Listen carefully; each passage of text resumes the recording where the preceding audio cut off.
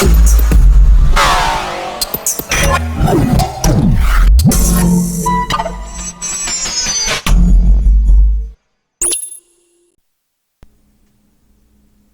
hello everyone, welcome back to my channel. I got a new camera. Got this wonderful new webcam.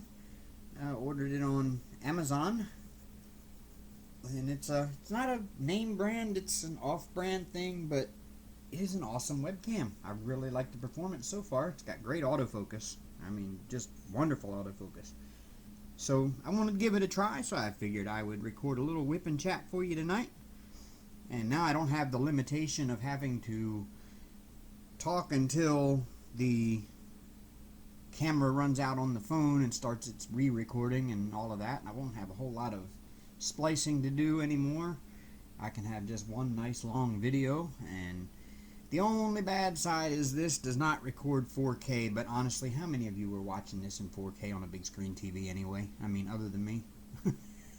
Because yeah, I use my 55-inch 4K TV as my, computer monitor. So yeah, but yeah, nobody probably is worried about me recording in 4K. So 1080p is probably pretty good, and actually it's 1080i because it is 60 frames per second. So yeah, I can't complain too much there. It's got a little flicker when I have some movement in there, and I don't know why. But maybe that's just the camera. So yeah, nice little WIP Chat for you tonight. Don't know where this is going to go. It's probably going to go into some really weird territory tonight. So I'll give a disclaimer here in the beginning. Probably not going to be the best video to listen to with little ears present, because I'm probably going to end up telling some of my Lyft stories. And some of those stories aren't for children very well. So yeah, might want to cover little ears or send them to play in another room, or just wait until they're not around to listen to this one. So I'll give you an opportunity right now to stop, pause, whatever, and okay, you can pick up now. Alright, so now that the disclaimer is out of the way, yeah, I figured I would do that. I've been talking to everybody, and I think I told Mrs. Coffee one time that I would do a Lyft Stories WIP Chat sometime. So yeah, this is the one. I have an awful lot of funny stories from Lyft so far. I've only been driving since last November, so I haven't had a ton of funny stories, but I've got a few. And some of them are quite unbelievably crazy. I just didn't think people did this stuff, but I guess they do. Maybe I was just too naive and living in a fantasy world where I didn't think people did things like that. So yeah, let's start off with this past Saturday night, actually.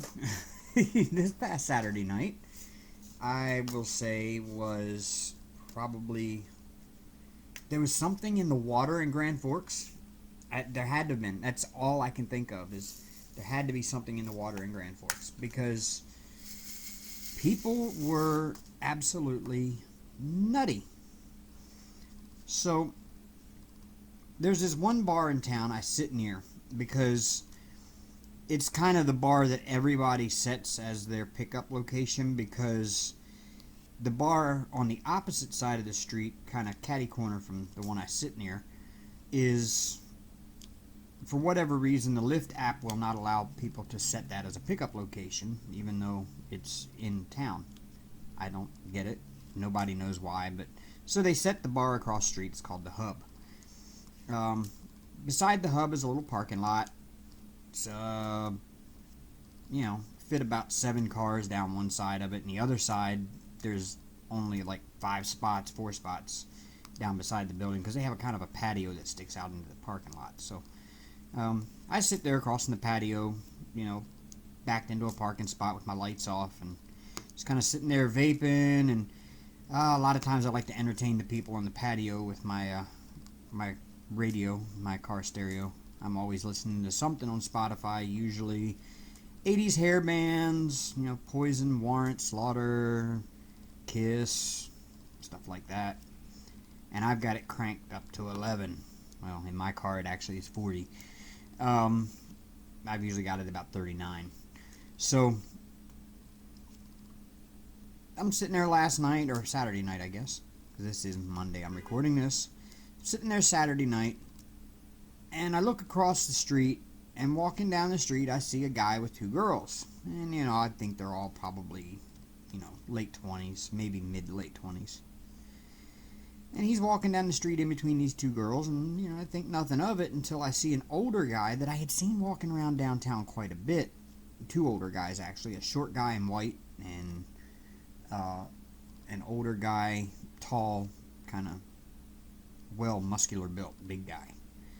And so as these two older guys are walking towards the guy with the two girls, I guess the shorter, older guy in white says something to the girls. Something offensive, obviously, because the little young guy in between the two girls took offense to it and started yelling back at the guy as they were walking away from him.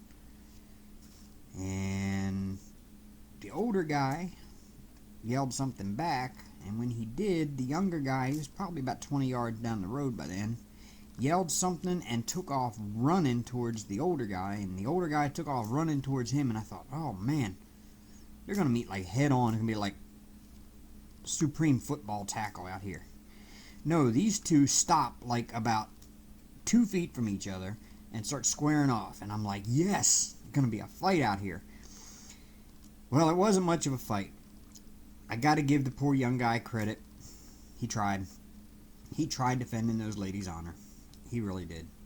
But he got his ass whooped. Like, tore up. That old dude was on him like a spider monkey. He lit that young boy up right in the middle of 3rd Street downtown. They was out in the middle of the street throwing hands. And I thought, this is where I wish I would have pulled out my phone and videoed this. Because these two, man, that older dude in white just whooped that young guy. Just tore him down. And the thing was, is the two girls were trying to pull the younger guy away, like stop. And he's sitting there still running his mouth after they pulled him off. He's still running his mouth, and the other guy just walking away like nothing happened. So then I get a call. And as I get the call, it's to the bar right across the street. Well, it's actually to the hub where I'm sitting at. But Joe Black's across the street, catty corner, is where they're actually at. So I pull out of the parking lot and I pull across the street, catty corner. There's like a little alley beside the corner of Joe Black's. So I pull into that alley. And I'm kind of just sitting there and waiting on the guy to come out. And next thing I know, this dude comes running out of Joe Black's bar. And he's got his hands over top of his head, and he's waving them in the air, and the dude is running out in the street, screaming like a little girl, running out in the street, running in circles out in the street, screaming like a little girl. And I thought, man, the crazy stuff that drunk people do. And about the same time, my rider comes out, and he gets in my car, and he sees this, and he just shook his head, and he thought, just take me home. And I'm like, yeah, I think I'm going home after this ride. I think I've seen it all tonight. And I pull out, avoiding the guy running around in the circle in the middle of the street like he's on fire or something, like Ricky Bobby running around in the racetrack. Get this fire off me, help me Tom Cruise type stuff. Yeah, that's exactly what this dude was doing. I pull down the street and I get down to the corner to the red light. I look over to my right and there's a group of girls standing on the corner. They're all in like little black dresses. And they all look really pretty. Little heels and black dresses. And one of them is standing there and she has a sash around her waist, a tiara on her head, and she's holding a 3.5 foot long, 7-inch wide inflatable penis. Folks, I was done. I was done. I hurried up and got that rider home. I went offline and I came home. I thought, it's just too crazy out here for me tonight. And that's not even the weirdest stories I have yet. This stuff I see as a Lyft driver on a regular basis are just too much. Of course, I get all the fun drunk folks. I mean, it wouldn't be a great job without all the fun drunk folks. I love them. They're my bread and butter. But they can be kind of different. Usually, the clientele here is all college kids, mostly in the summertime. Or in the wintertime, I mean. In the summer, we still have some that stay here. They're the aviation program. They stay throughout the summer most of the time.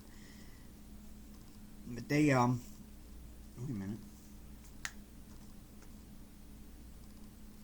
797. Okay, I was getting my colors mixed up there for a second. Uh-oh. Oh, good. They didn't spill on the canvas. Okay. I don't have that many in the pinning. So, yeah, they're mostly like college kids, and so, you know how drunk college kids can be. They love to party. So, normally, the sorority girls, they can be cute and flirty and giggly and just kind of, in a way, annoying to that point. They're just kind of like giggly and everything. It just, okay, enough. And they're like talking on the phone about this girl and this guy and that guy and the party they're going to next weekend, and you know, oh, did you get a hold of this guy? Is he coming out tonight? Oh, yeah. I mean, typical college girly things, I guess. And then you got your frat boys.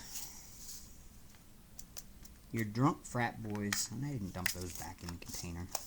Duh. Your drunk frat boys.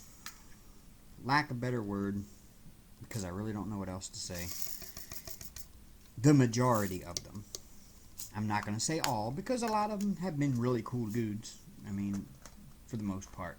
But the majority of them, especially the frat guys, they can act like entitled douchebags. And I don't use that term lightly. I really don't. Because, you know, but yeah, that's what most of the drunk college guys, I mean, an example is, get a call to go pick one up. I show up. It's this guy, frat guy, coming from one of the, you know, ritzier class house. You know, it's one of the, you know how all the frats are. One's a jock frat, one's this frat, one's that frat. This is kind of like the business school frat. You know, the you know, whatever. You know, they're like most likely to be senator in 50 years type guys.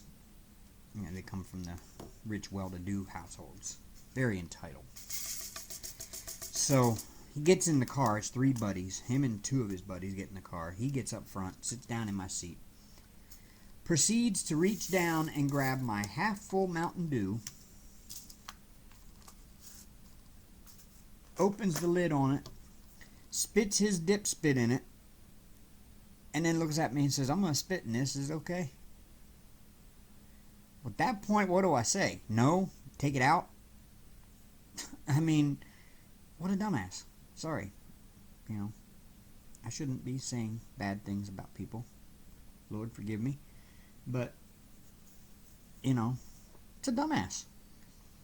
And I get a lot of that, entitled people getting in my car. Like, how come you don't have any bottled water? Because you're taking a 4-minute trip. Honestly. You know, I'd understand if I was in a big city. Yeah, I'd have bottled water in the car.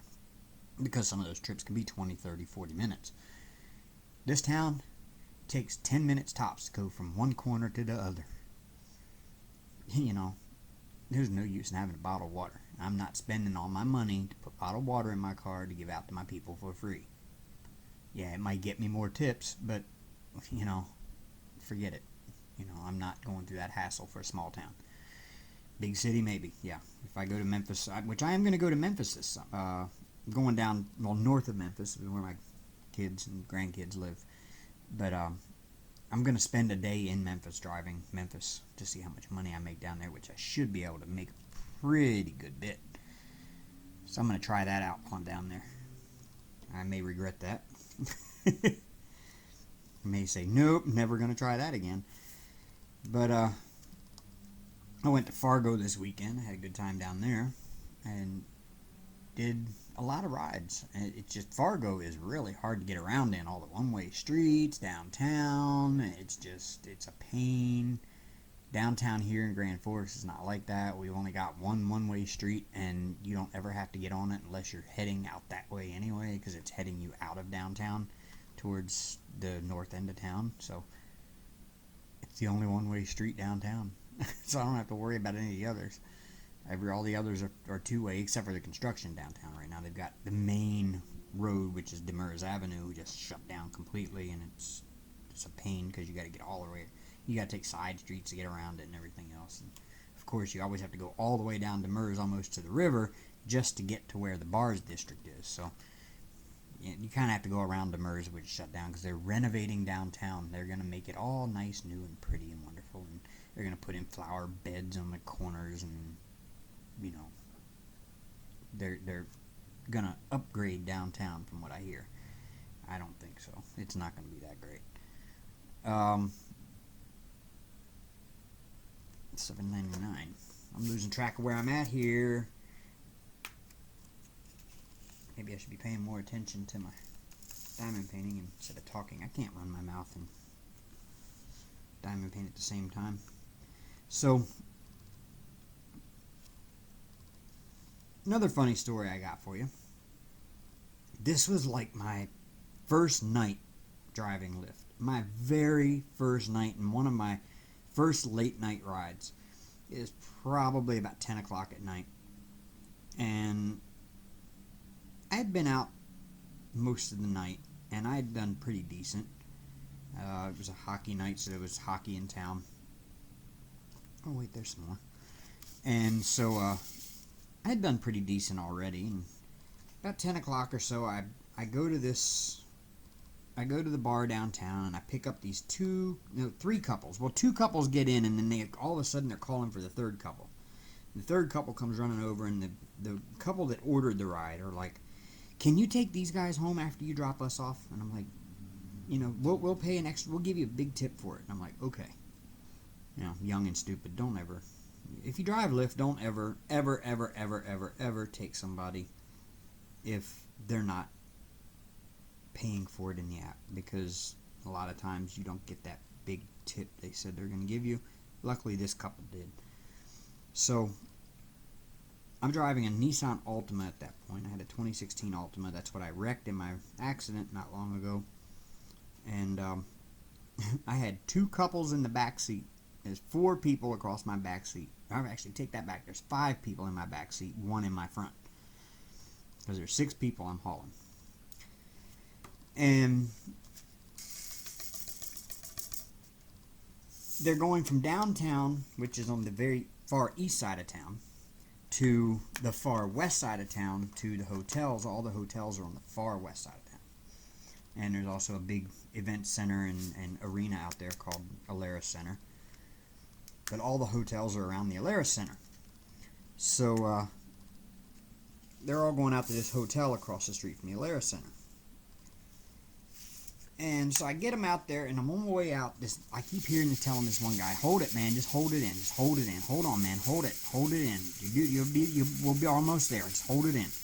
And I'm thinking, oh Lord, this guy's gonna puke in my car. Just what I need on my first night is somebody puking in my car. So I'm just praying this dude does not puke. I'm praying that he can hold it in. I hear the sounds back there, and I'm like, they don't sound promising. And so I get them to the hotel. That back door flies open, and this guy is the one by the door.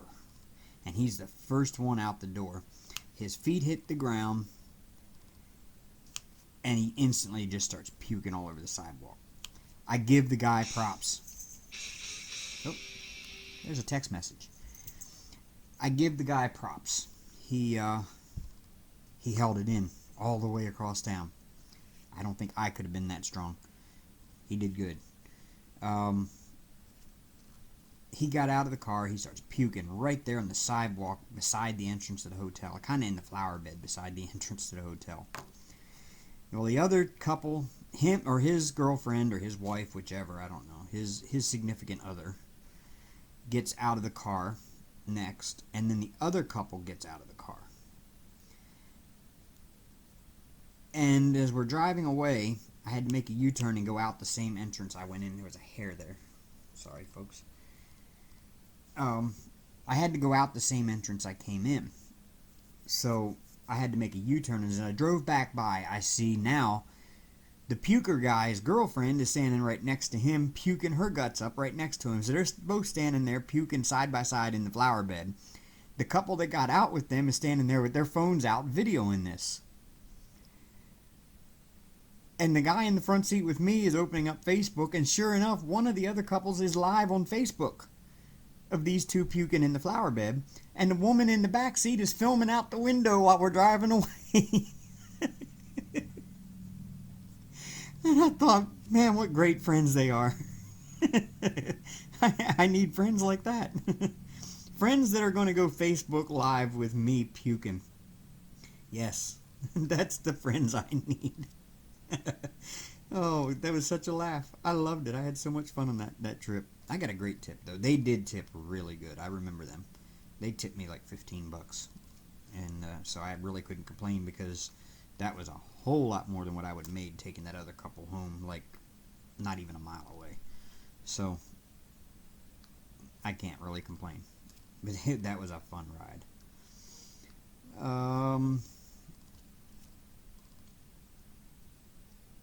Another one is Lyft has a great GPS system, for the most part. When you pick up your rider, I don't know how many of you ever ridden Lyft or ridden with Uber, but when you pick up your passenger, it automatically starts GPS routing you and navigating you to the location. It's a good GPS system. It'll get you where you're going for the most part, except for the newer parts of town that aren't really updated yet in GPS for whatever reason. It'll have you run in circles. So the other night when I was in Fargo, I get this call, and it says it's like 25-minute ride to go pick this person up. And I'm thinking, you know, the longest it takes in Fargo to get across town is really like 15 minutes, and I'm already in the center area of the Fargo complex. So I'm not more than about 6 minutes from anywhere in town. And so I'm thinking, man, this is going to be a long ride. And I start following the GPS and following it. I drive out of town, south of town. I keep going. Now, mind you, this is like midnight, almost 1 o'clock in the morning, and I'm still going and going and going. And then it takes me down this little back road and off the interstate, and I'm like, is there going to be like some kind of masked serial killer at the end of this lane, at the end of this road? It takes me into a subdivision that if you were not looking for it, you would not know it's there. And it's a big subdivision. Like, when I say big, I don't mean like takes up a lot of space. I mean big as in there's some massive mansion houses in this place. Like, big, gated, almost gated community. It didn't really have a gate, but you know, it's the kind of place you'd picture being surrounding a golf course, you know? Just really, really nice subdivision.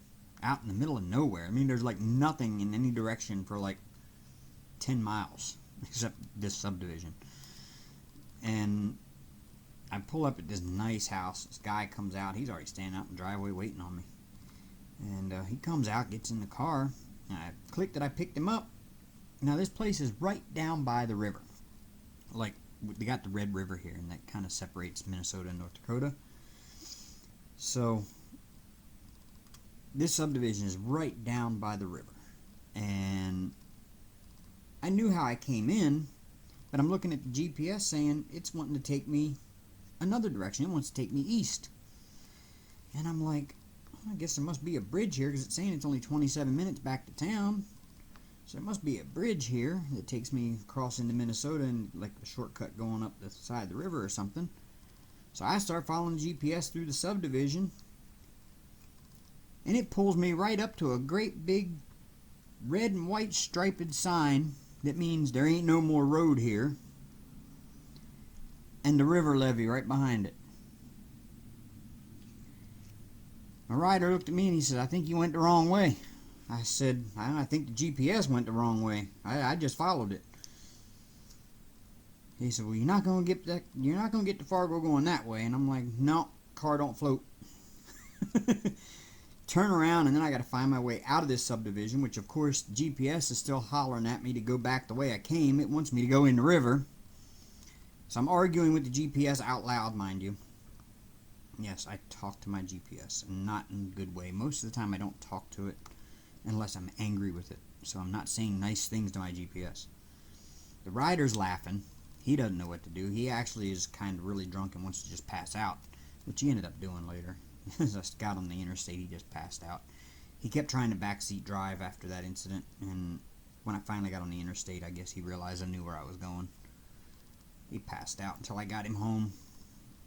Took him all the way back up to the north side of Fargo up by the airport, which that was a nice ride. That was my best ride of the night. But yeah, damn GPS. And my riders always complain about that GPS. They're always like, "Don't follow that. It'll take you the long way." Yeah, that's what I want. Because that's how Lyft drivers get paid. We get paid like a taxi. The rider pays X amount of dollars. They go in the app. They tell the app where they're at, where they're going. The app spits out a price to them. They click request ride. That's what they pay. Whatever the app told them, that's what they pay. Doesn't matter what route I take. That's what they pay. Now, the GPS, I think, is actually kind of working in the Lyft driver's favor, because GPS usually tends to take the long way around, which is good because I get paid I think it's like 15 cents per mile, I think, and like 13 cents per minute, something like that. It's not a huge amount. Matter of fact, I could probably look it up and tell you what I make, what my rate is. Let me look at my dashboard. And yes, I've got my phone out with the Lyft app.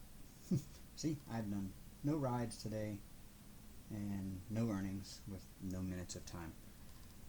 But look at that. I have done 100% acceptance rate, which means I've accepted every single ride. I keep that at 100%. And my 5-star rating with 940 lifetime rides. I'm almost to 1,000. Almost to 1,000. So I can go in and go to my rate card, and it tells me here that in my area my base rate is $1.12. Well, 1.125. So I automatically, as soon as they request a ride and I accept it and I pick them up, I automatically make $1.125, $1.12, maybe $1.13 if you round up. The minimum I'm going to make on a ride, if I just drove them across the street, I'm going to get $3 for that ride. My per mile rate is 68 cents a mile, 68.25 cents a mile. And my per minute rate is 15 cents per minute. So what they do is they add up how many miles I drove and how many minutes it took me to do that, and they multiply it by my per mile and per minute rate, and that's what they pay me on top of the base, unless I don't meet the $3 minimum. If I don't go far enough to exceed the $3 minimum, then that's what I get. So smaller town, shorter rides, less miles, you're going to get paid less, so you're going to try to find the long way to get there to just kind of extend the ride out by another 2 minutes or another 3 minutes and maybe add another mile to it, because it doesn't matter, the customer's still paying the same amount. The only difference is Lyft doesn't get as much money from that ride as what they would have if I had taken the shortest, most direct route to get there. That's the only difference. So unless the customer seems like they're in like a huge hurry, I don't ride. I don't drive fast. I don't exceed the speed limit. In fact, I go under the speed limit when I'm doing Lyft. And I take the long way because I'm going to make more money that way. So yeah, I mean, it can hurt my ratings if the passenger thinks I'm going too slow or I took too long of a way to get there or whatever. You know, you got to worry about the passenger's feelings. Sometimes I'm not so good at that. Because I'm out there to get paid. I ain't out there to take people around town for free. But so yeah, I've had got probably one more good story out of all the ones that I've had. Well, no, I got that back. We had a really, really cold snap here through most of January and February and even part of March. It stayed below zero most of the time, barely getting above into the single digits a few times. It was nasty, nasty cold with, like, you know, at times we had daytime highs of like minus 15. And, you know, the average was like minus 5 for a high. So, yeah, it was cold. And we were getting a lot of snow this past winter. Like, we were getting just lots of it. And so it was piled up on the sides of the streets from where the plows had kind of plowed it over there. So I go to the college to pick these 3 girls up. Well, I don't know it's 3 girls. I just know it's a girl. I know the name, the first name, and that's it. And I know where it's. I know it's on campus at one of the dorm halls. So I pull up, mark that I arrived. She comes out, and her 2 friends come out with her. All 3 of them. Now, mind you, it's minus 20 degrees outside at this time. That's what my on-dash temperature gauge said, was minus 20. And there was a wind chill that night, probably down somewhere around, minus 35, minus 40. These girls, all 3, come outside wearing tank top mini dresses, nothing on their legs, nothing covering their arms, no hat, no gloves, no socks, and heels. Like strappy heels. And you know how young girls with the strappy heels on are trying to hurry, and they run, and they got the little purse over their arm, and they're kind of, I don't even want to say they're trotting, they're just kind of like little baby step running. And they're doing this in heels on an icy sidewalk with snowbanks on either side of the sidewalk. Well, this girl comes baby step running over to my car, and she tries to slow down to go around a snow pile that marks where the little entrance out to the road is off the sidewalk. And I guess she lost her footing when she tried to slow down, and she slipped and fell right into the snow pile. Now, I'm normally a really nice guy, but 11 o'clock on a Friday night when you've been dealing with drunk people all night, the nice guy stops. I thought that shit was funny as hell. I couldn't help myself. And the reason why I couldn't help myself and I realized it was okay to laugh at her is because her 2 friends were doing nothing to help her. They were still trying to get in the car laughing at her. And I'm like, is she going to be okay? And they're like, oh yeah, she'll get up. She'll be in the car in a minute.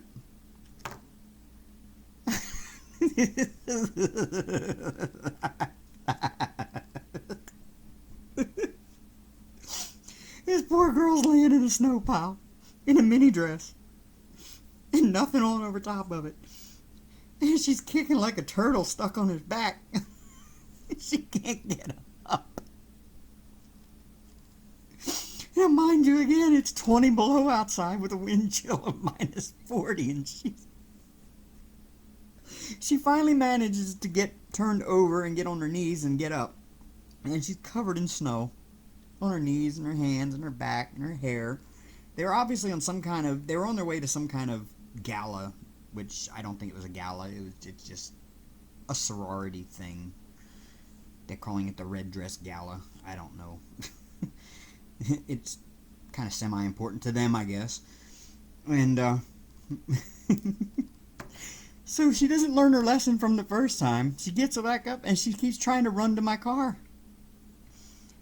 And she slipped again trying to get in the car, and her feet go underneath the car, and she's laying down beside the passenger door with the door open and laying on the sidewalk on her butt.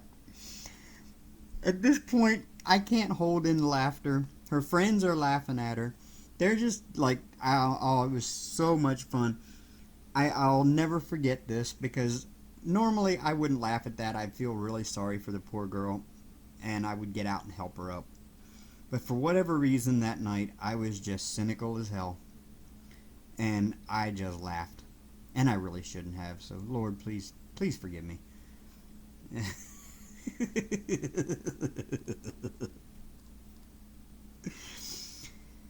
So, the next story, and this one will top it off. This is the last story of the evening. You're probably going to get plenty of these Lyft stories, WIP Chats, because, well, I drive every weekend, and I get tons of things that happen in my car and around my car. Luckily, only one time has something happened to my car, and you all know about that one. That was my accident. So, yeah. It's about, bar close was done. Normally, the bars and the streets in Grand Forks are empty by 2:30. There's no more rides being requested after 2:30, except from, like, people who are partying at friends' houses, you know, stuff like that. And those are kind of few and far between. They're not really worth waiting out for, let's put it that way. You know, by 3 o'clock, by 2:30 in the morning, you're ready to go home, go to bed. You've been out there since like 6 o'clock in the evening. You've been driving for 9 hours already, so you're kind of tired. And, so yeah, I had just finished a ride. It was like 2:30. I was getting ready to log off the app and go home, and I get a ride request for downtown at Joe Black's at 2:30 in the morning, and I'm thinking, well, who's still at Joe Black's at 2:30 in the morning? Because, you know, they chase them all out of there and at 2 when the bars close, and the cops pretty much clear that sidewalk by 2:30. They're already riding down the street telling people they got to go, you know. You ain't got to go home, but you can't stay here. Well, that's what the cops are doing. And, so I head downtown. I pull up in front of Joe Black's. I'm sitting out there, and next thing I know, the door swings open on the bar, and out comes a bouncer and some young college-age guy. And in between them, they have this girl who obviously has had probably 10 too many. And each one of them is under an arm, and they're pushing her on her feet like a furniture dolly in front of them. Her feet are on the ground, flat on the ground, in front of her, and she's leaned back into their arms with her arms over their shoulders, and they're pushing her down the sidewalk to my car. And I'm thinking, great, this is going to be the one that pukes in my car. Now they get in the car, and she's kind of chatty, very slurred chatty, but she's very chatty. And he's like constantly asking her, as soon as we start pulling away, he's asking her, hey, where are you going? You know, where are you going so I can take you home? You know, tell me your address so I can get you home. And she keeps saying, well, wherever you're going, wherever you're going. And then he's like, no, seriously, no, man, stop that. And I'm like, what in the world is he doing? What is she doing? Because he's the one saying stop. You know, stop that. Stop. Not right now. Stop. Stop. And I'm like, okay, what's going on here? And then my my thing goes off. My Lyft app telling me that the rider has changed the destination. So I'm thinking, okay, he got her address. Maybe he was telling her to stop that because she was putting her address in his phone or something. I don't know. They changed the destination. And I'm like, oh, okay, so we're taking her home now. And then he'll add a stop to his place, or he'll change destination to his place, or whatever. You know, being drunk, a lot of times they change their destination instead of adding a stop. So I turn around to ask them, did you mean to add a stop there? And then I see why they changed their destination. They changed their destination all the way out to the Grand Forks Airport. They wanted a long ride because she was going for a long ride in the back seat with him. If you get my drift. I turn around and there's a bare ass right in front of my eyes. And he's sitting there looking over her shoulder going, no, I didn't need... Yeah, okay. I drove him out towards the airport. As we got closer out there, he changed the destination again to his place, which is all the way on the south end of town. You know, it's another 15-minute ride. I'm getting paid. I don't care. I'm making money. They can do what they want back there. I just drove around until they were done and they were ready to go home. Yep, I got paid for all of it. I had a great ride that night. That made a lot of money. That's the way to top the night off. Of course, it was a good show. I'm not going to lie. It was a good show. I mean, I'm a single guy, you know. It's a good show in my back seat. Yeah, that was a great ride. I'll never forget that one. Yeah. I'm pretty sure it will happen again at some point because that's just what people do. Don't quite get it. I think I would wait till I got home, but that's just me. Yeah, I'm halfway through the colors almost already on this one. I actually am halfway through the colors on this one already. This section. So yeah, this is my unicorn. Look, this is all I've got left to do on it. Just that. That's all that's left. And there's the whole thing, well, what you can see of it. But yeah, that's all I got left. Just that little tiny bit. I should have that done by this weekend. Hopefully. There you go. Stabilized. Yeah, hopefully I should have that done by this weekend. I really want to get this one done because I want to start on something for me. I don't mind doing gift DPs, but now I've done two 70 by 70 gift DPs in a row. And I want to do something for me. I've got so many nice ones sitting here in my stash.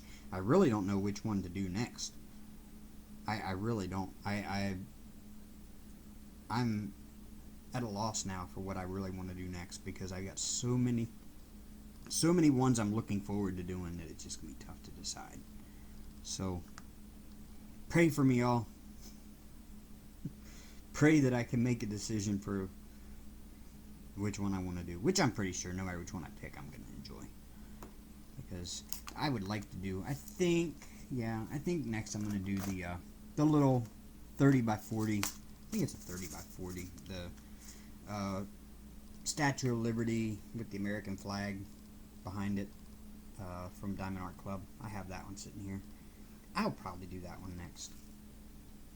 Just because it's small, it's snack size, and it's 4th of July. So, yeah, mine as well. Nice themed diamond painting there.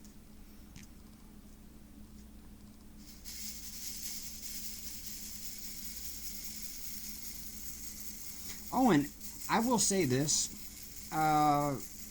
You know, you've heard me say before, I normally don't like to use multi-placers, but I got this 4-placer from Star Roar, and I absolutely love it. I'm actually getting so used to learning how to use it and using it well that I've actually been using the 4-placer quite a bit. I don't know that I'm ready to move up to like 6 or 9 or 15 or any of those other sizes. But I'm starting to like this 4-placer. It's actually turning out pretty good. I mean, I still, because I'm OCD, I still have to sit there and straighten my drills up that I put down, because, you know, I just cannot live with the fact that they're not perfectly straight. But this 4-placer is a whole lot easier to use than the bigger ones. So I will keep working with this one. I like it.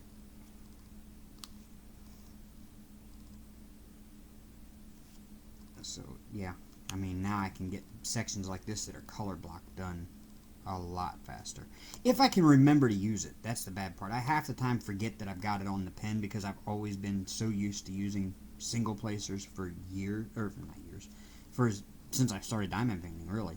I gave a shot to the 9-placers and I never could get them to put anything down straight. I can't even imagine the hell I would pay if I tried to use that damn wheel. And, I mean, more power to anybody that can. I've watched Rachel Ray use it, and she's the master of the wheel, so I'll let her keep using the wheel. No, not for me. I'll stick with my 4-placer, though. I like this 4-placer. I've got to buy more, because this one's actually starting to wear out already. I got to buy more Star Wars paintings just to get some more 4-placers, unless there's somewhere I can buy them separately online. Because, yeah, I like it. So yeah, folks, that's my first batch of Lyft stories. That covers November of last year until the present. So should have plenty of stories coming up. Maybe I'll do another one of these here in the future. Once college comes back in, it won't be really hard to find more stories, because they'll happen more frequently, because all the college kids will be back in town taking Lyft. Right now, it's mostly just drunk dudes from the local dive bars going home. Most of them are well-known DUI people who just can't drive anymore because they've had so many DUIs. So they're taking Lyft. Matter of fact, one of them owns a bar here in town. Yeah. He owns a bar and he's got like 4 DUIs, so he can't drive anymore, so he takes a Lyft to other bars so he can go drink at other bars besides his own. Yeah, give him props. He's supporting the community. At least he's not trying to drive with no license, and obviously he's still drinking quite a bit, because, you know, every time I pick him up he's pretty drunk, or on his way there anyway. So yeah, that's my round of stories for now. I don't even know where the hell Hank went. I haven't seen him the entire... Well, he jumped up on the window once while we were here. And he jumped back down. Obviously, I didn't even see him jump back down. Normally, Hank has gotten to the point this weekend he's been very, very clingy, and I don't know why. I think he got scared. I've got an Instant Pot, and it's the big 8-quart one, or 8 or 10 quart, I can't remember which. It's the big one, the big Instant Pot. Well, I've got it. Let me pick this up and point it right there. You see it right there, right up there by Hank's food dish.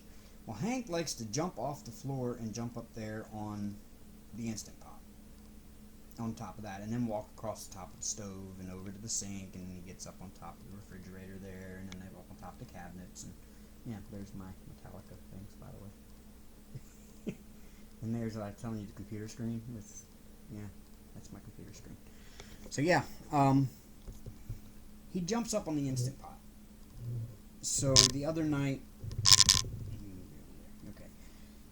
the other night he jumped up there, and I don't know if he moved it the wrong way or whatever, but he knocked it off, and he knocked it off just as he had jumped up to it.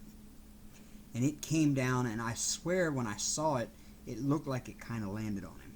And I checked him over as soon as he did, because he was scared. He took off running in the bedroom, and he was just standing in the bedroom crouched and shaking. And I picked him up, and I rubbed him all down, and I touched, you know, I was an EMT, folks, so I knew how to palpate for wounds.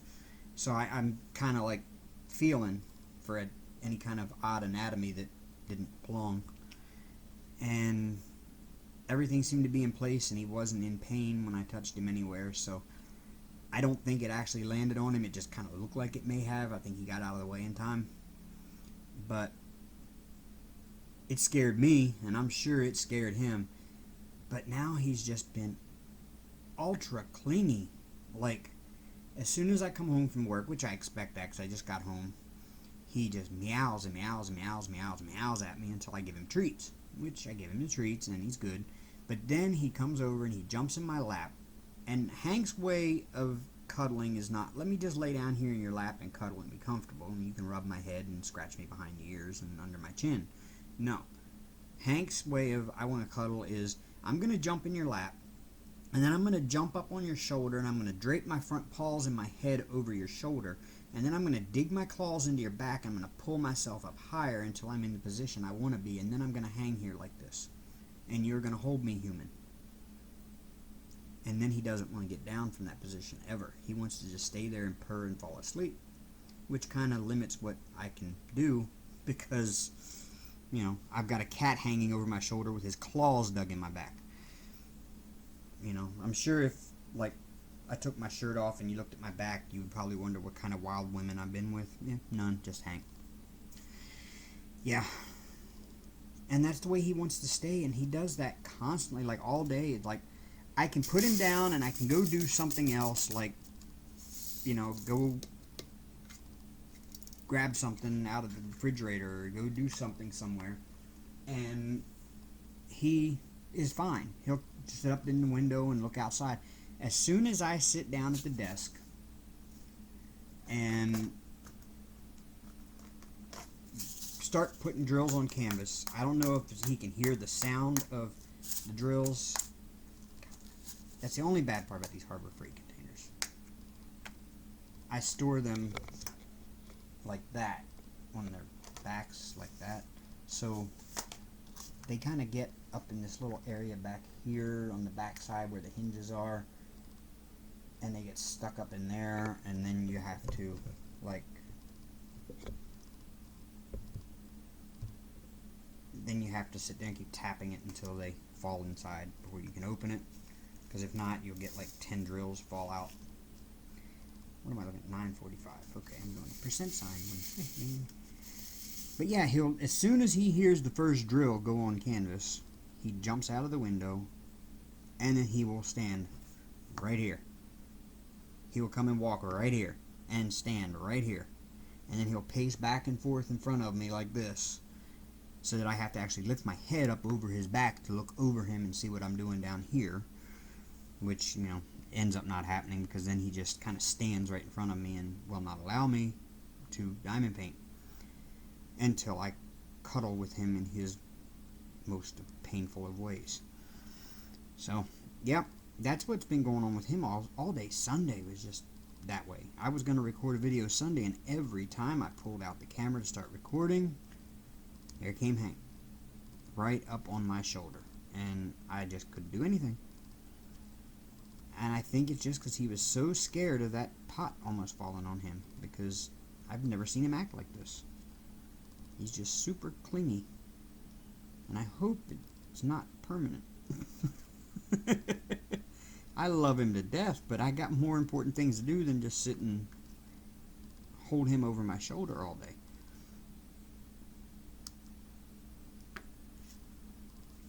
I'm not saying Hank's not important. Don't take it that way. I know some of y'all are. I know some of y'all are saying, you just said your cat's not important. You don't deserve to have a cat. You don't know how to take care of a cat. You don't know that cat needs attention. Yes, I know cat needs attention. Cats need lots of attention. Cats are affectionate. Hank is super affectionate. Hank has always been affectionate. He's the coolest cat ever. I love my Hank. But I really think sometimes his affection level is more than mine. It really is, because I love him to death. I just don't want to just sit and hold him all day, though. I'm good to cuddle for a little while. See, it used to be when I first got Hank, you showed Hank affection on his terms then. And his terms were, okay, I'm going to let you rub my head for about 10 seconds. And then I'm going to be like, okay, I'm done. And that was it. You know, so you dealt with Hank on his terms. So now I deal with him on his terms again. Now his terms are, human, I must be draped over your shoulder like, you know, like a mink shawl.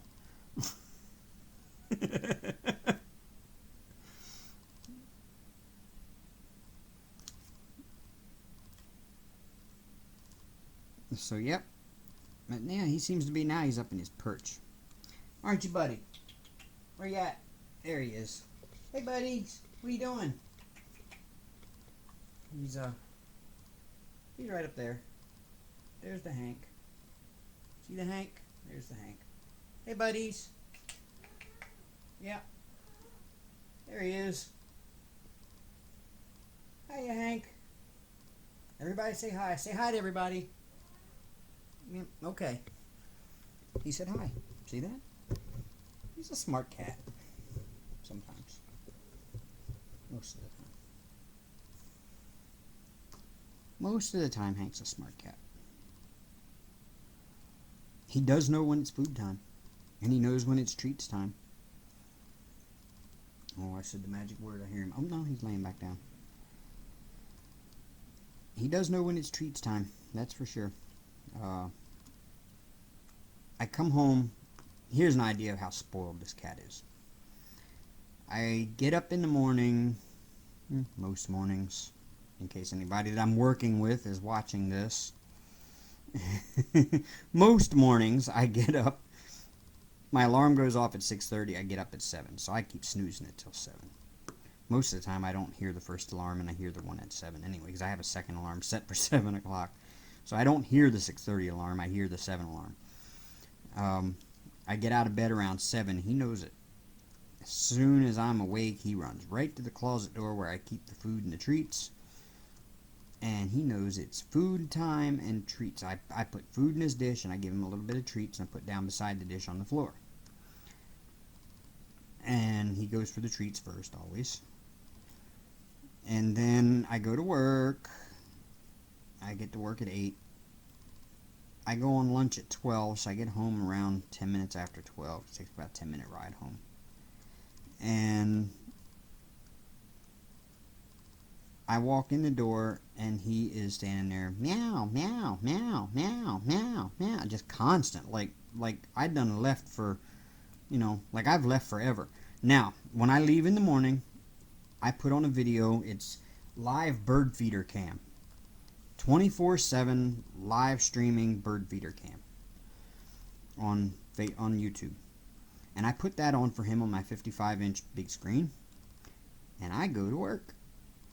So he gets to watch the bird feeder cam all day long while I'm at work. Spoiled ass cat, right? That's what you're thinking. I know you are. Well, you ain't heard the worst. So I give him dry meow mix in the morning. And I come home at lunchtime, about 10 after 12 or so. I walk in the door, he's meow, meow, meow, meow, meowing at me. Like I done left forever and never coming back. And he knows I go every day. I leave every day. Well, he's usually waiting at... I usually keep my living room window open, and I keep the blinds shut, and he's usually up in the window waiting for me to come home. And I come to the window as I'm coming up, because the entrance door to our building is right outside my window. So he sees me when I pull up, because I park right out here behind my window too. He sees me when I pull up. He sees me when I get out of the car. As soon as I step out of the car, I hear him in the window. Meow, meow, meow. I walk up to the door. I speak to him. I come inside, and by the time I get to the front door to come into the house, come into the apartment, and my apartment door, he's already waiting at the door for me, meowing. And I come in, and I have to damn near trip over him to get to my living room to put my stuff down. And then I have to go give him some treats, because he needs treats at lunchtime, you know. He needs to have treats at lunchtime. So I give him some treats. And I do my lunch. I go back to work at 1 o'clock. I usually have to be back around 1-ish. And I get off work at 5. So it takes me till about, 5:15 or so to get home. Of course, same deal. He's sitting in the window waiting for me. As soon as he sees me, he starts meowing. And then as soon as I come inside the main building, he runs to the front door and waits for me at the apartment door and meows at me and trips me and everything else when I walk in. Because he wants treats again. So I give him treats at 5. 5:30. And then he gets treats again at 8, 9 o'clock, maybe 10. And then he will start bugging me. I'll be sitting here diamond painting or whatever, and he will get right in my face and meow at me very loudly. Right in my face, like inches from my face. That's my cue to say, human, I want the good food. The good food is the Meow Mix single serving plastic containers. That's like the white fish and tuna in sauce, or the whole shrimp and ocean whitefish or salmon. And yeah, it's the good stuff. I mean, you open this stuff up and it looks like people food.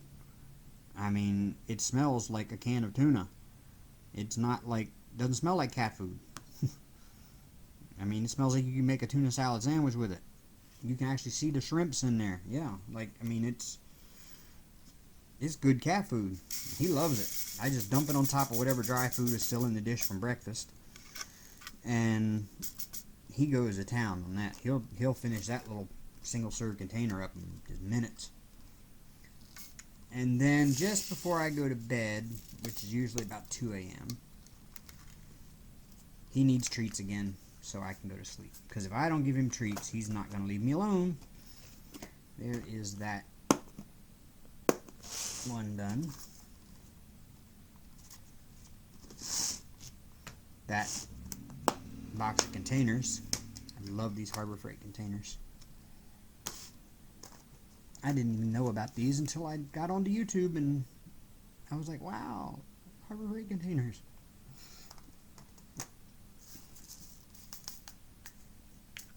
This is a slow going section. But then again, I've been running my mouth too, so. Not working. Well, that was a good shot. Bet I couldn't do that again if I tried.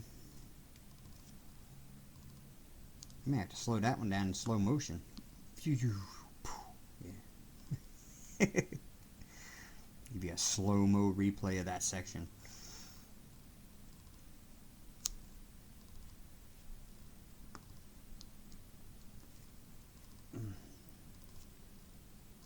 Yeah, I love these Harbor Freight containers. In fact, I love them so much. I bought 2 to begin with. I figured, 48 containers ought to be more than enough for my WIP containers. You know, because I usually only have 1 WIP at a time going on. Now, once I'm done with this one, I may be able to start doing more than 1 WIP at a time, because then I'm doing ones for me and not for gifts. So I could probably have more than 1 WIP going on at a time. And the reason why I know I can have more than 1 WIP going on at a time is because I went back to Harbor Freight and I bought 5 more of these little cases of 24 containers. And I bought everything they had in the store. So there's no more Harbor Freight containers in Grand Forks, North Dakota right now, as far as I know, because I emptied the shelf. And more than likely, I will be going back when they get some more in. I'll go back and check one of these days, and probably end up buying some more. I just love these. I may eventually switch all those Tic Tac containers out for Harbor Freight containers. I don't know yet. But I may just keep the Harbor Freights for whips, and then I can have more than 1 whip at a time. Because as it stands right now, unless it's got more than 50, or unless it's got more than 48 colors, I've got enough to do 3 diamond paintings. So, you know, three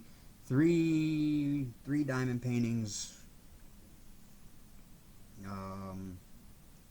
with 1 empty box of containers left over.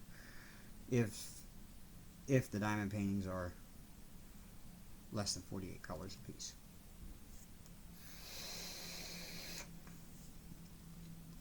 So yeah, I'm trying to gear up to be able to provide more content so that you're not just going to sit here and watch me for the last month that I've been on here now working on the same damn unicorn.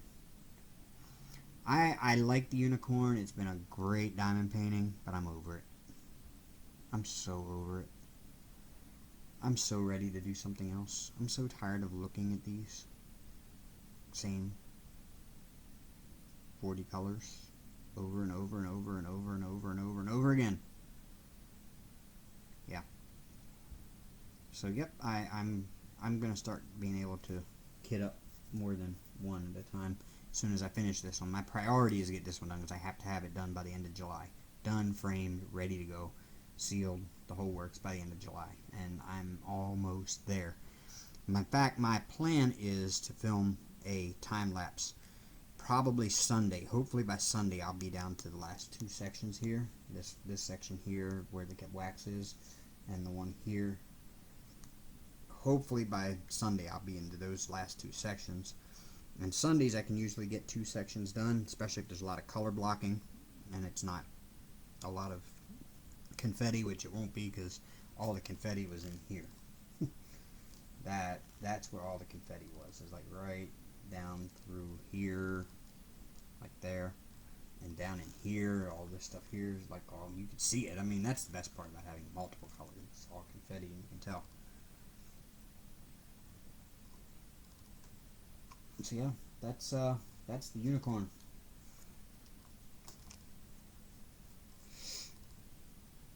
And I can't wait till it's done. I really can't wait till it's done.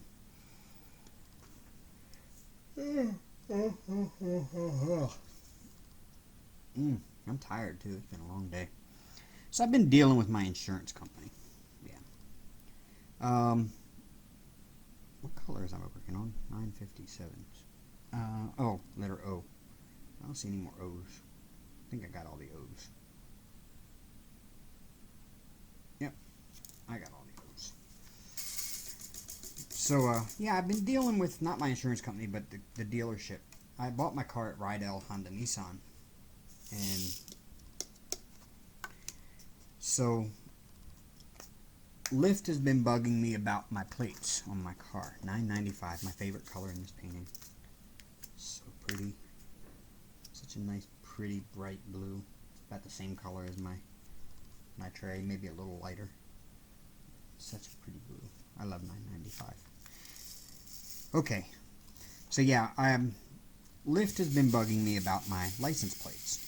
And normally it only takes about a month for you to get your license plates in North Dakota from the time you buy the car. Well, I bought the car on May 4th, or I'm sorry, I bought the car on May 2nd, and I still don't have my plates.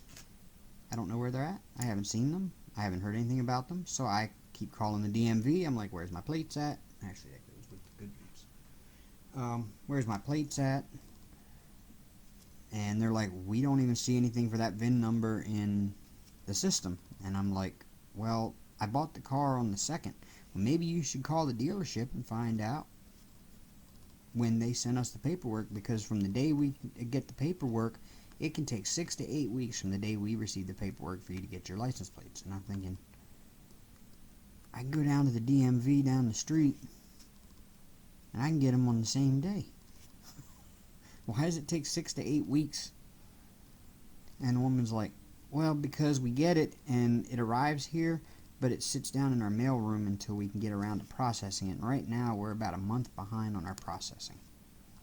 And I thought, well, that's quite dumb. About the same time she says that, I get a message from Lyft that you have 30 days to give us your license plate number or we're deactivating you.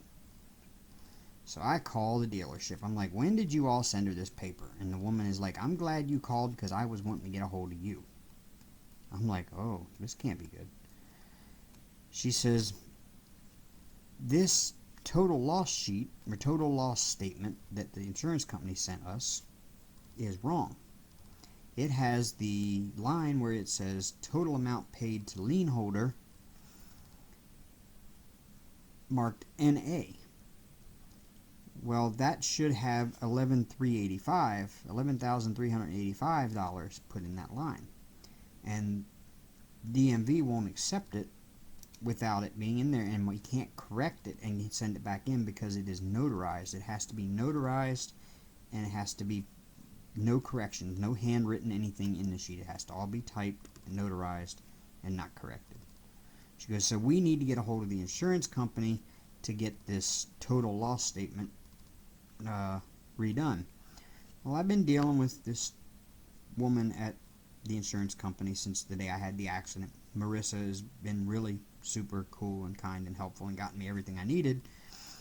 But the problem is the dealership says is Marissa will not return their calls or Marissa will not answer their emails regarding this subject.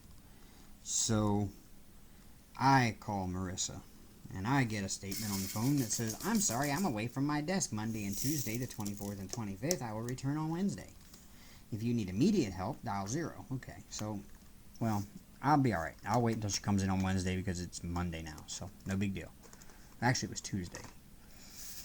So I called her on Wednesday, get no answer. Called her on Thursday, got no answer. Same thing. Called her on Friday, still got no answer, so I said, you know what? I'm going to hit 0 this time for additional help. So I get Peter on the phone. I tell Peter what's going on. I said, Marissa was helping me. I said, but I just can't seem to get her on the line. You know, it just goes to her voicemail and it says she's out of the office on the 24th and 25th, which, well, it's well past the 24th and 25th now, so she should be back in her office. He says, oh, yeah, I can see her sitting over there. She's in her office right now. He says, I'll send her a chat message on the company inter-office chat. Now, you really? I just tried to call her desk, and it went to her voicemail after 3 rings. And I'm a customer here. I deserve help. I demand help.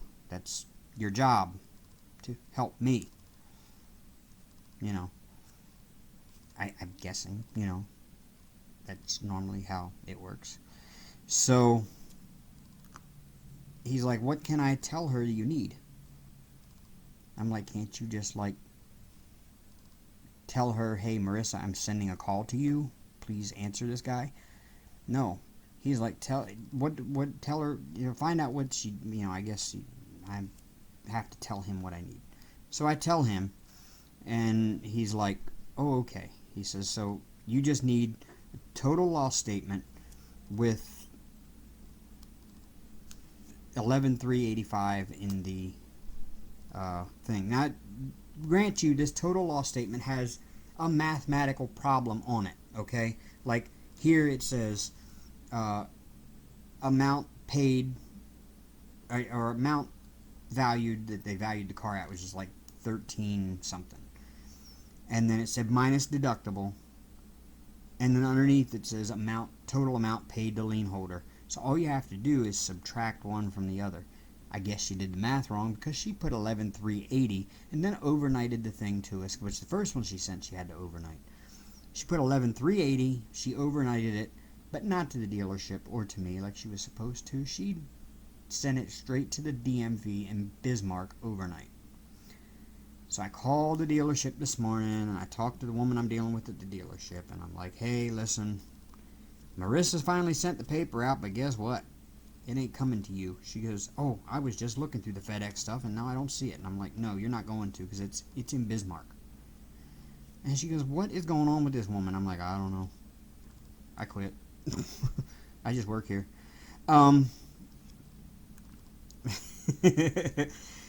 So I'm like, yeah, I don't know. She says, let me see if I can call Bismarck. She goes, do you have the tracking information? I said, I can tell you who signed for it.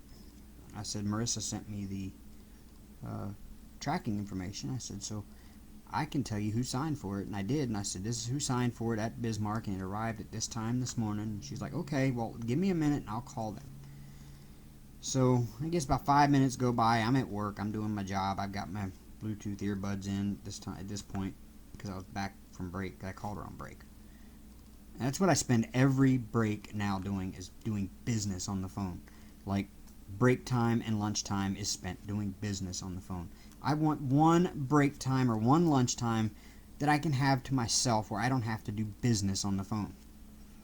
I'm just so tired of doing business on the phone at break and lunchtime every day. Because I'm not allowed to use my phone. Well, I'm not supposed to be allowed to use my phone. I can't pick it up and do texts or do Facebook or anything like that. I can take phone calls and I can make them, but I just have to kind of be cool about it. I can't just sit there and stay on my phone all day. But, oh, and also, while I'm in the story and talking about work, I have heard that there is a rumor going around, and I'm not going to say it's on Facebook, it's not on YouTube, but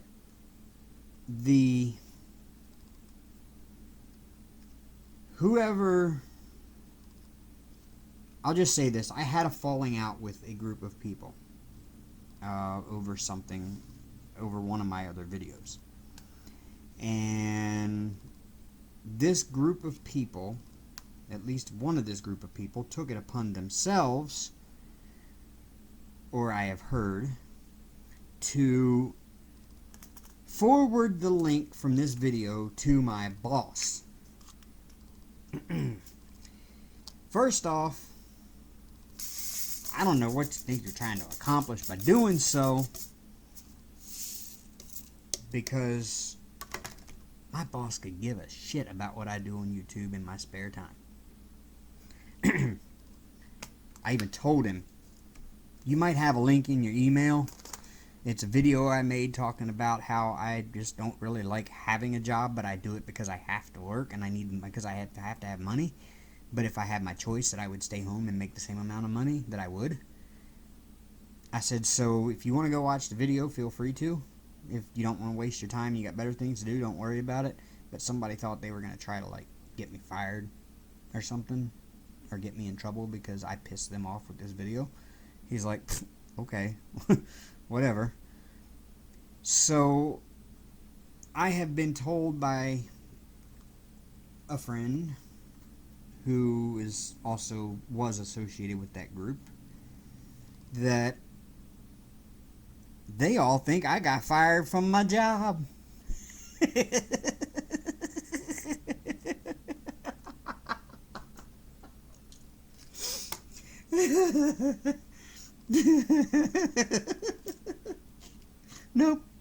Nope, I still got it. Because they don't really care about my YouTube. Oh my God, y'all thought you were going to get me in trouble. You have to know my job, folks. I caught a lot of flack in that video for saying that, you know, I woke up late and I overslept, and sometimes I do it one day a week. Yeah, I'm not the only one. Now, granted, I'm probably the only one that's usually like an hour late. But those other guys are like a half hour, 15, 20 minutes late because they oversleep, whatever. We all do. The company is actually kind of really lax on that policy. So yeah, I am lucky I have a job that allows me to do that, not on a regular everyday basis, but you know, if I happen to oversleep and I walk in the door 10, 15 minutes late, ain't nobody gonna say shit to me. Yeah, my supervisor's gonna have a smart ass comment. He's gonna be like, oh, good of you to show up this morning. You know, that's just the way he is. He's an overachiever and he's just that way. And he's always cheerful first thing in the morning, which I don't like cheerful first thing in the morning because I'm nowhere near cheerful first thing in the morning. I'm hardly cheerful halfway through the morning, and I'm just barely cheerful by lunchtime. So, yeah. So, yeah, whoever thinks that I lost my job because of a YouTube video, yeah, sorry. I hate to disappoint you, but sorry. Okay, folks, rant over. I just had to get that off my chest. Now I can't remember where the hell I was talking about. Oh, yeah, so yeah, by this time I was talking about the insurance, and so I talked to the woman at the dealership, and she says, you know, you're gonna have to give Marissa a call because she's got 11380 in this line, and it should be 11385. And the DMV says they won't accept it even if they were to mail me the copy that they received. Because she said, they actually got it, and she spoke to the person in Bismarck, and they looked it over, and the people in Bismarck says, we can't accept this because the math is wrong on it. So now I've got to try to go through the nightmare of getting hold of Marissa again. Now, answer me this. Do insurance agents not work? Do they just not work? Like, ever? Because every time I try to call Marissa, she's out of the office. I'm out of the office. I'm out of the office today. I'll be back tomorrow. So she still has the I'll be out of the office the 24th and 25th voicemail up there. So I mean, that's gone a long time ago. But so she goes, so I'm sitting there at work at my workstation doing my job, and in the meantime I'm keep hitting redial on the phone trying to redial Marissa, and all I get is 3 rings and it goes to her voicemail. So I'm really starting to get upset at this point. And I'm like, okay, I'm going to leave a voicemail. So I left her a voicemail. 2 minutes later, I get a call back. Hi, Dave, it's Marissa. Really? Screening calls. Okay. So I tell her what's going on. She goes, well, I can't keep doing this. It cost me $36 to overnight that. And I understand you need your plates right away because, you're running out of time with your plates. I'm like, by this time, Lyft is like 2 weeks ago. Lyft told me I need to get my plates in 30 days.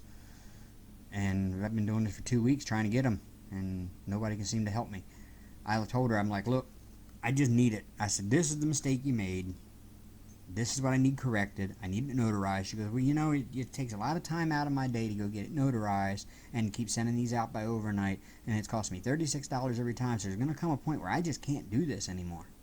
And I'm sitting there thinking, well, get it right the first time, and you wouldn't have only had to send it but once. Really? And she goes, I don't even know what this form is. I don't know what it is. I've never seen one of these before in my life. Nobody's ever needed one of these before to get their tags. I'm like, then you've never dealt with somebody in North Dakota, because obviously North Dakota needs this. And it needs to be done right. And as an insurance agent, that's your job to make sure it's done right and know how to do it properly and right. I didn't say that. I'm not a mean person. I have a hard time even being harsh with bill collectors that are being harsh with me.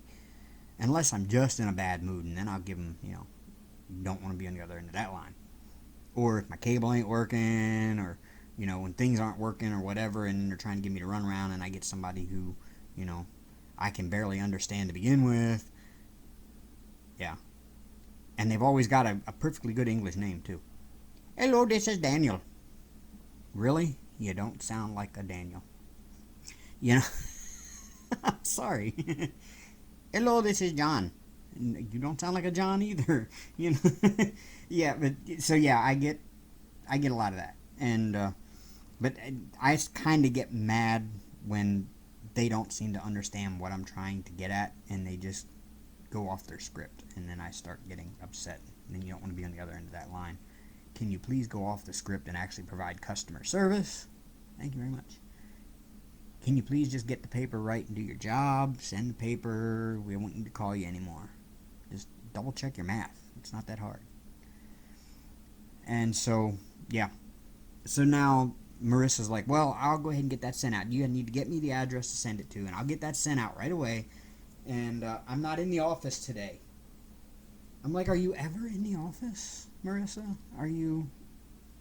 Do you just not go to the office? Is the office your secondary workplace at this point? Just for future reference, in case I have another wreck while I'm driving Lyft and I have to deal with your ass again.